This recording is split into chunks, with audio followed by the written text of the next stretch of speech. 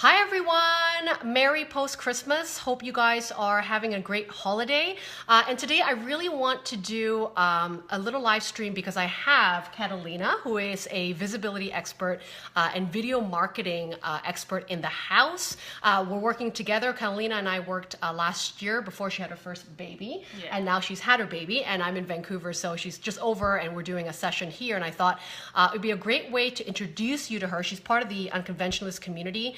And honestly, because you guys are, gearing up for the new year, you're planning to either launch a business, or if you're in a business right now, you're looking at creating visibility for your business, right? All the content is king when it comes to digital businesses. And I thought Catalina was a great person to bring on board today to share her expertise about getting found, getting known, and using your content to attract the right audience, to attract the right people that you're supposed to work with, whether it's through videos or through your blogs or through obviously any way that people can find you online. So thank you so much for coming and sharing your expertise with the group. Well, thank you so much for inviting me. This is exciting. Well, it's actually for me too. I'm selfishly having you on video because part of this is for me. So as you guys know, I do a lot of video as part of my marketing, and I do YouTube. And one of the things that have brought me visibility is definitely filming videos, which I know you love and you care about. But I do know that the one mistake that I do is usually about, I might film great videos and great content, but I may not know kind of like the, I guess you would call it the algorithms of YouTube, or like how Google might be talking to YouTube. And I find that I have a lot of wasted opportunity, right? On like having great content, but not everyone's looking for it, or not everyone's being able to stumble upon my videos as easily if I wasn't strictly directly marketing that video. So since we're talking about the three things that people need to think about when it comes to producing content and getting found through their content, what is kind of the first thing that you would want to teach us or advise us about today when it comes to video content or content we're putting out there to make sure that we get found?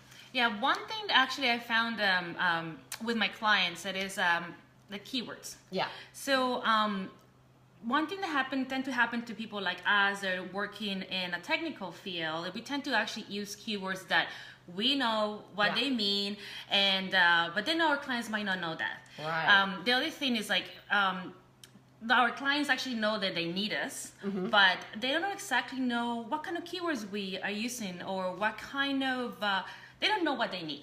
So one thing that I will recommend first of all is actually get the right keywords for your videos, and this actually applies for everything that you do, including blogs and everything. Exactly. Too, right? Yes. I love video, and then actually one thing that I'm glad that you mentioned is the algorithm in YouTube, because the same algorithm is very similar that you use on, for example, for Google searches, is actually used on YouTube. So YouTube also grab keywords from your titles or your descriptions, and actually that's what they use to put you up on the searches. Right. So one thing that when people go into YouTube is like, they know that they have a need, but they don't know exactly what is it called, or they use different keywords. So for example, in my field, a lot of people use web marketing. Right. So, but if I go and actually do a video about online marketing, right, my target audience is actually looking for web marketing, so they're not going to know what you're talking about. And they're not going to find me because they're searching for something completely different. Right. Yeah. So one thing that I recommend actually for people to do first is like, know the keywords first. Yes, but then be careful with your technical words. Right. So one thing is like, you go and have coffee with a friend and get them to just describe their pain points, and don't put anything on their mind, or like, oh, the keywords that they should be using is like, ask them. Exactly. Or you just have regular conversations and see, and remember the words. And remember the words. Yeah. So that's one thing that you definitely need to know about your keywords. The other thing that I wanted people to actually do is to film their FAQs. Right. Okay. So basically, these are frequently asked questions of your clients that are already asking you the same sorts of questions, right? So you're basically putting on a listening ear and going, what are the key struggles and the number one challenges that your customers are making, and then making note of that, and then turning those FAQs into content. Yes. Right? Yes. Yeah. And most people actually have, when you have a website or a blog, you already have those. And even sometimes I have it myself because my clients ask the same question. So I will have a little spreadsheet or something where I can even have like all the answers to all this question that they always email me about. Right. So why don't I make a video? And it's very simple. Don't overthink it. This is something actually we were thinking, we're talking about before. With video gets so overwhelming and stuff. Just go in front of the camera, film the question. Yeah. And the reason why you want to do this is, first of all, you want to put it on YouTube. Once again, with the keywords so people actually find you, but you can also use those videos and put them on your website. So embed the video on YouTube into your website to have kind of like a double whammy of content, and that's what I'm doing now, which is great. And is it true that if you have a video on YouTube and you embed the same video into a video blog into your website, that kind of increases the visibility for you because Google likes that the fact that it's on both channels? Yes. Right. And also it helps your clientele because it makes you look more professional. It's like, even though it's so simple, embedding a video, and most people probably know this, is just a piece of code that you put on your website. You copy and paste the code from YouTube is done it very simple for you. But it also shows personality, your brand, right? In not only in YouTube but on your website. Right. So that's actually very important, which is part of also building visibility, but also part of building your visibility and your brand. Right. So you want to have your FAQ kind of all filmed. And another tip is we had the keyword tools. Right. Because that's another thing. We were talking about topics and, coming up with ideas of what you want to do. There's a few tools that you can use out there. They're free. I don't know if you heard about Google Trends. No, I have not. Okay. So Google Trends. Yes. So do they go to just Google Trends and then you'll be able to find relevant keywords to your industry? Yes. Well, actually, you have to be careful because it is one of those rabbit holes. Right. It's it can go forever. Oh my God. And it tells you what's trending right now on the web. Right. So it actually tells you what is trending on entertainment, what is trending in politics, and it's just, you just Google, digging the algorithm and showing you what people are looking for. Right. So that's actually very important if you have a business and you want to a tentpole. I don't know if you've heard about this kind of content. It is like if there is some sort of event happening in the world, and then you want to go to that event and then do comments about that event. Right. Because people who actually at that point are going to be searching for that event. Right. So for example, they can land on your content. Correct. Let's say, I mean, this is not relevant, but let's say, for example, Trump was huge, President. right? President. Right. Yeah. Let's pretend we didn't know that. We go to Google Trends and we see that trend. A lot of people are going to be searching for that keyword. So you might want to do, even though you are, let's say, talking about how to launch your business. Launch your business, so why not? Yeah. Somehow you can connect those two. Right.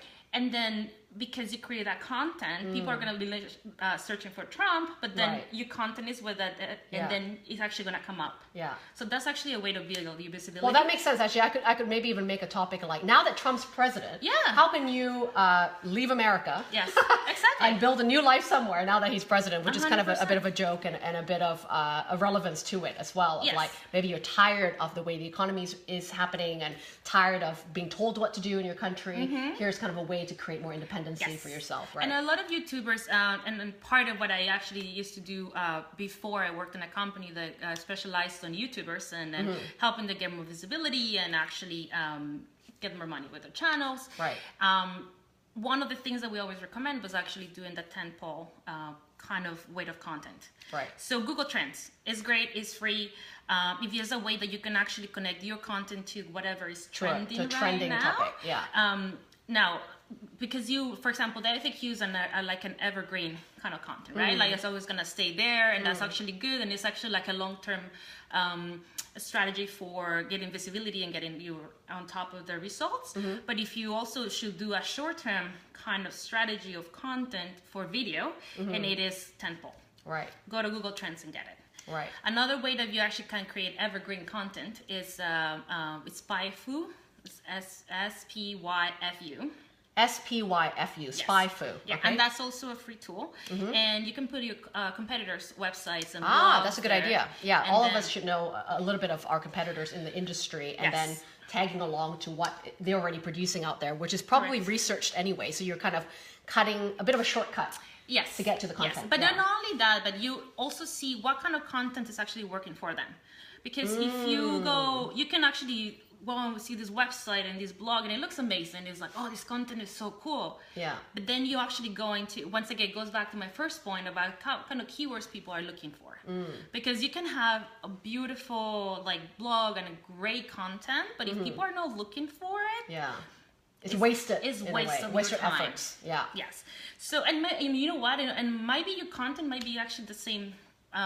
What's it called? Maybe it's exactly the same. I'm saying exactly the same thing. Right. But just my keyword wasn't keywords relevant. are not relevant. Right. Or my audience don't know those keywords. Right. Okay. Right. Yeah. So that's when you actually go and you swap. And that's just a little tiny tweaks that you can do, and then boom. So what are some keyword tools besides the SpyFu? You're talking about that. Google Trends is where to find keywords. So once you how do you determine what should be the right keyword for your business? Like, because there's so many. Yes. That can be relevant. So in the SpyFu, you will see that as well. There's a tool called Google. Google has a tool. It's called the Keyword Tool Planner. That one is a little bit more technical, and you do need to have a Google AdWords account. But even though they ask you for the credit card, they don't charge you. You can actually use the tool. You want to look for keywords that have low competition but high searches. Right. So this tool will tell you, and also it's another tool called SEMrush. Right, I've heard of that one. Yes. And once again, and the reason why I mentioned this, and it might sound like, oh, this is just SEO things. Yeah. The search engine that actually searches for things on Google is very similar to the one on YouTube. Right. And that's kind of YouTube belongs to Google, right? So they are always perfecting these things, so you can actually get kind of the same results, right? And sometimes actually when you type it, these things change all the time, but a lot of videos usually come on the top, even on top of searches, right? But once again, that changes every time. But the keyword tool will help you kind of determine what kind of keywords is worth. Right. Now, it's a strategy to go for the ones that have a lot of competition. You can do that as well, but once again, it will take longer. Right, so you want to rank, so you want to pick somewhere kind of in a balance of like not a huge competition of like not the most powerful keyword, because then you're competing a lot with people that are trying to be, also be known for that keyword. So there's too much competition, you pay for ads when that has to happen. So you're saying strategically pick something with low competition but has a high search results, right? So somewhere in the middle, would you say? Somewhere in the middle, and also not too general. Not too general. And you have to be careful because, for example, people can be looking for, I don't know, let's say it's I think video marketing for me is marketing about video, but then some people can think it's about, I don't know, actually that's a good example. It's like videos that are about marketing and marketing videos. You know the difference? Right. So usually when I go the keywords and I'll go and type them myself on Google and see what Google is thinking. Also this once again applies to YouTube. What is YouTube thinking? How is the algorithm thinking? Right? Because if I do video marketing, is it videos about marketing? Right. Or is it marketing, how to market videos? Right, it's because there's different approaches of that. Yeah, but if you think of the keyword, it's quite general. Right. Right. So Google will go different directions. Right. But if you, for example, in my case, will do video marketing for small businesses. Right. Then Google or YouTube will be like, oh, okay, I understand more, and then give you more filtered results. And you yourself will do you a favor as well, because then you're not. you're not just throwing your net too wide. Yeah. Too wide, Yeah, exactly. exactly. So you can go general to start, and then start niching down to whom or for what, and then that's going to help you be a bit more relevant into the details of attracting the right market. Yes, niching is always the best bet. This applies for online marketing in general. Right. But once again, in video. Yeah. Yes. Okay, perfect. Now, before we recap the 3 tips that you gave, I want to just ask you very quickly, how can, because a lot of these people that are watching today, I think Sunny, Val, and Constance have joined us, and then people will watch this a little bit later as well. A lot of you guys here are personal brands, right? You're influencers, you're infopreneurs, you're selling yourself, right? You're selling your expertise, you're selling your knowledge and your skill sets, and you're kind of in a human-to-human business. And so we are mostly personal brands that are in this group anyway. So why do you think video is one of the #1 tools these days to, in a way, like punch above your weight, you know, to not be the most famous person in the room, but use video as a way to kind of like reach further without being, even in your first year of business? How does video allow you to gain more visibility, get a much more bigger global audience, and position yourself as an expertise? How does video help you with that? So one thing that I like, one sentence that got my attention and described very well to answer your question is like, if a picture paints 1,000 words, a video paints 1,000,000 words. Right. So you're not only putting out there an answer, but putting out your personality, your brand. So that only is actually getting your human side out there, right? And also, it helps you be first of all on 2 platforms, because you're Google and you're on YouTube. And by the way, they play nice with each other because they own each other. Yes, exactly. Yeah. I mean, and you don't. This is another topic, but you also can use the video, and then you can upload it on Facebook, and then you know, like you can really make it strong. Thread of recognition. Right. Yeah. Right. And also, people are demanding video now. Like people want to do how-to videos, right? Or I need a tip. Like we're in a society where we do like instant gratification, right? So I was just like, I want to see a video, and I want it now. Yeah, you don't read a whole blog for 15 minutes. You want to watch it now. Yeah. And you're right about the gaining the trust piece, you know, the expertise piece, because at the end of the day, there's lots of people here. Hi, Sunny. There's lots of people here that, because you're in a people-to-people business, trust, right, is super important, because you might be teaching things that other people are teaching, but the only difference that you've got that someone else doesn't have is your personality, right? The way you deliver the content, the way you teach it. It might all lead to the same destination, but when people can witness your personality and the way you break things down, which can really only be done by video a lot of the times, you're going to gain more of that bond, that connection a lot faster. Yeah, and then one thing actually, and this is something that you and I discuss quite extensively, is like people don't buy your product, people buy from you. Yeah. Right? There's a lot of people having probably very similar kind of products and services, but people want you. So video is a way to actually show that. And so this is actually really good for you to sell yourself. Yeah, absolutely. Yeah. Excellent. Okay, so let's recap the 3 things so that people can figure out what they need when it comes to producing content and also using video as a way of visibility. So the first thing you talked about was about keywords being relevant, to be knowing a balance of what you want to talk about, but also a relevant keyword that people are searching for, so that the content you produce isn't going to waste. It's actually being found. So what's the first thing? How do people find those keywords? Can you quickly recap that? Yeah, so one thing is like you talk to your clients, make sure that you actually kind of caught what kind of keywords they're using. So they're real words to describe their struggle and their pain. The other way is like you can actually consciously go and say, okay, well, do you understand what this means? Or if I tell you this word, what do you think about? Right. Sometimes you get blank faces, and you're like, okay, that doesn't hit the mark. Yeah. Exactly. So that's one way that you do it. Yeah. The other way to find the keywords and with people is like also your FAQ, and this is probably touching kind of like my next point is like what kind of questions people ask you. Okay, so yeah, and that kind of blends into the next the next topic. Yeah. What do people keep asking you that you keep repeating all the time? You should be filming a video or writing a blog around. Right. Yeah. So and that also is a key. Helps you kind of get keywords in there. Correct. Right. Yeah. Cool. and then so my second point, then it explains is that I explained it today is actually film your FAQ.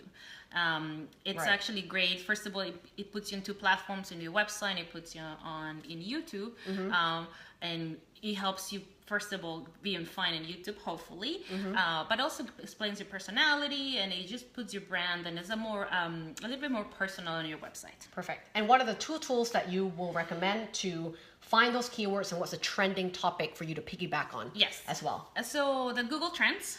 So that one is to actually do tentpole kind of content that I mentioned. So explain tentpole one more time. It is, so you grab a trending topic. It might not be related to what you exactly do, but you can actually have an opinion or an opinion piece on that trending on topic. On that trending, and maybe how that will even affect what you're doing, or it has to be relevant. People, I mean, we're all humans and we're wired to scream for BS. Sure. Right? Yeah. So just make sure that you don't do that. So you take the trend. So you go after that and take a look, and you can actually go international, in the States, Canada. You can actually divide it by countries. So you do the tentpole. The other tool that you can use is SpyFu. SpyFu, SPYFU. Yeah, or SEMrush. They actually give you a few keywords for free. Yeah. And then you want to make sure that you choose keywords that are highly searched, but also have low competition. That's actually a strategy for you to get content. What's it called? Traffic a bit faster. Yes. But if you want to build a long-term kind of a strategy for your videos, you can choose the high search ones, but they will take a while. Yeah, so in the beginning, when you're first starting out, the best way is to go with low competition, niche, but still niche down as much as you can, and then be known for that, and then you can start to kind of scale a bit more, right? To get into more general topics. Yes. Yeah. So before we go, Sunny has a quick little question. Is this a way to gain stronger credibility also? Okay, so we did kind of answer that. And thanks, Sunny, I know it's really late for you in the UK, so that's good that she stayed up for us. Yes, and like Catalina and I mentioned that credibility is so important, and credibility is very much tied to trust, right? And I think when you can see people live, when you can hear the voice, when you can see someone's personality on video, it's going to impact a little bit more, deeper than, let's say, a blog that people have to read to get the tone and the message, right? Video kind of conveys that really, really quickly. I know, Sunny, that you've been doing a lot of live streams as of late, and that's what seems to be easy for you. And so now it's about, I think, tailoring your live streams according to very powerful and strong topics that people in your market are looking for, and still doing the live streams, maybe uploading the stream, because after you guys stream, for example, after Catalina and I go offline, I can save this video and you can repurpose it again into your YouTube channel. And embed it again into a blog. So now you're found on a stream, you're found on Google, search engines because of your YouTube channel, as well as your embedded video.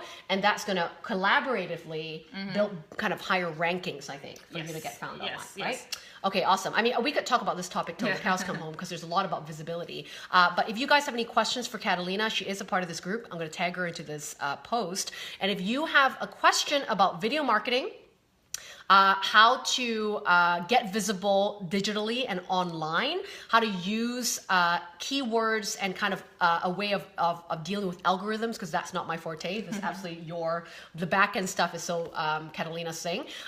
Please post a question underneath this video, and Catalina will answer them for you and help you build your credibility and visibility through video or other online efforts that's going to get you found, get you known, and sharing your expertise in the world, right?